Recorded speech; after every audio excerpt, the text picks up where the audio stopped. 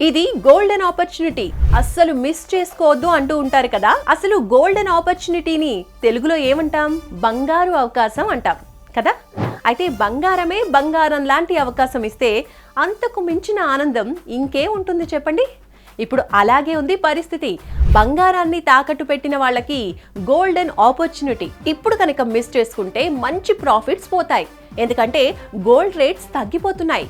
కాబట్టి ఆలస్యం చేయకుండా మీ తాకట్టు బంగారాన్ని విడిపించుకుని అమ్మేసుకుంటే అప్పులు, అవసరాలు, లోన్స్ గట్రా అన్నీ పోను మంచి ప్రాఫిట్స్ వస్తాయి.